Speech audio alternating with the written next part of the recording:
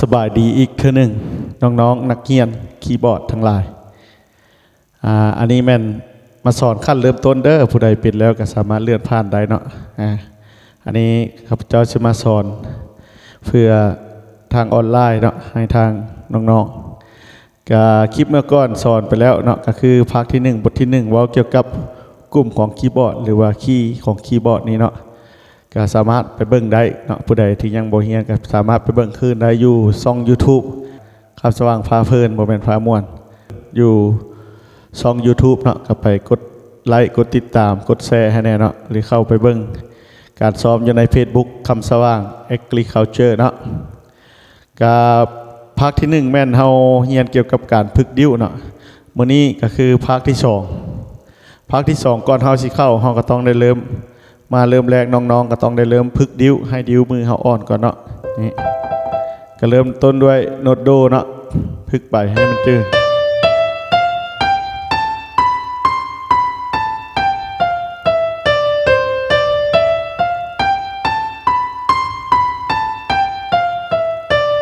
เนาะฝึกไปให้มันจื้อให้ดิ้วเฮามันจื้อว่าไปแบบใดเนาะ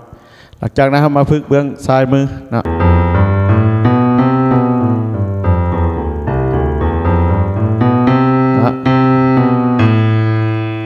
ซ้อนนี่แม่นเอาอีโปมาเนาะ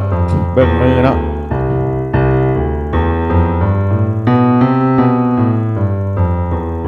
นี่หลังจากฝึกเบื้องนี้คล่องแล้วฝึกเบื้องนี้คล่องแล้วเราจะมาฝึกประสานกันบัดนี้พี่น้องเนาะ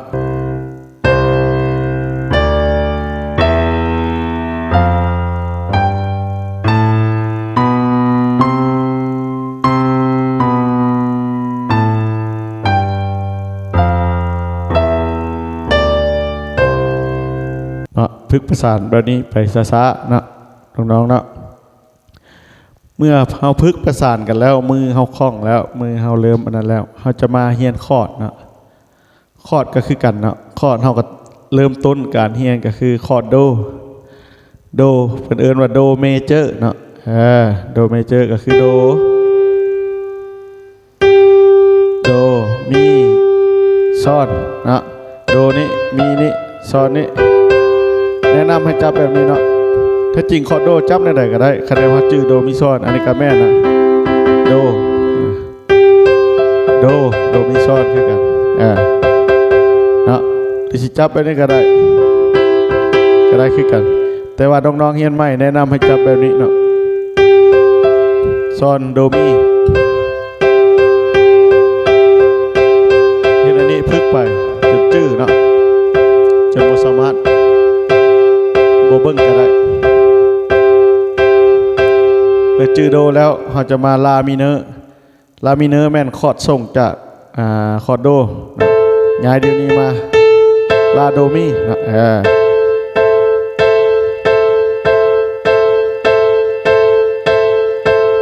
แล้วมาฟาเมเจอร์คอร์ดเอฟเนาะกับเดี๋ยวนี้มาฟาลาโดเนาะข้าพเจ้าสิขึ้นคอร์ดให้เนาะวิธีจับว่า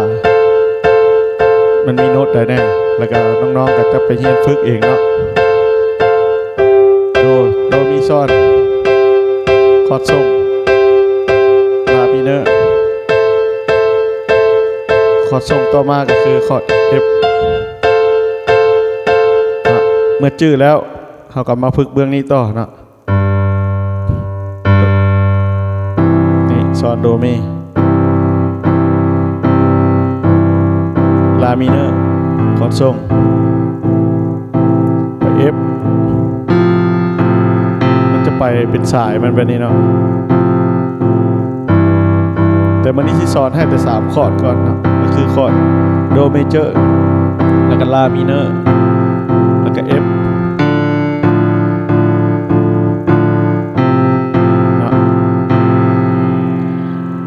เมื่อพึกเบื้องนี้ก็ได้แล้วเบื้องนี้ก็ได้แล้วเราจะมาลิ้นเข้ากันพี่น้องเนาะ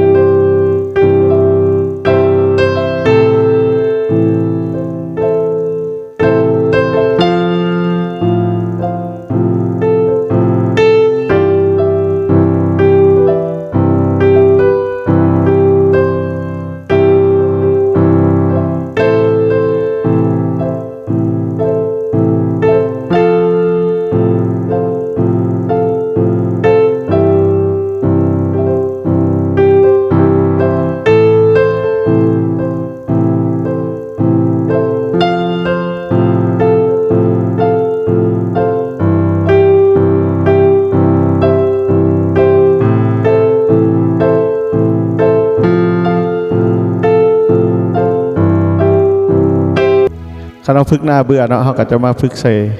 รีปิดคอร์ดแบบนี้เนาะรีปิดคอร์ดแล้วก็ใส่ดนตรีลองเบิ่งเนาะจับคอร์ดโดก่อนอันนี้โดเนาะย้ายมาล่าฟา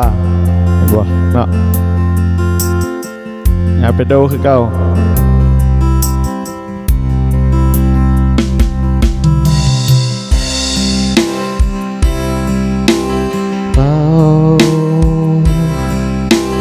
ลา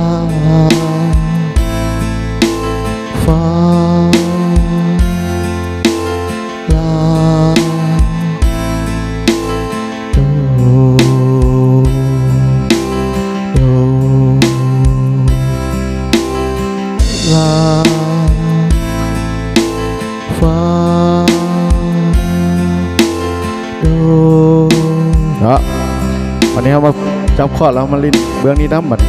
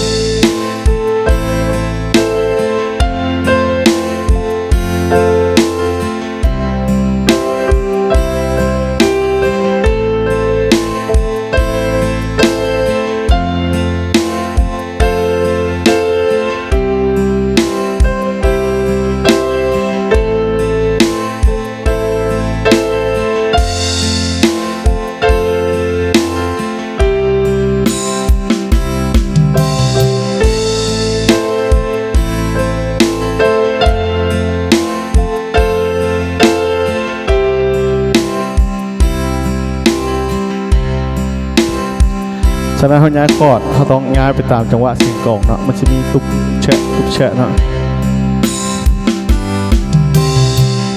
นี่บ่คันย้ายบนถึงบาทมันก็จะบ่ม่วนนะ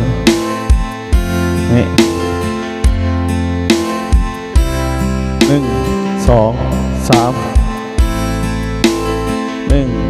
2 3เนาะนี่บ่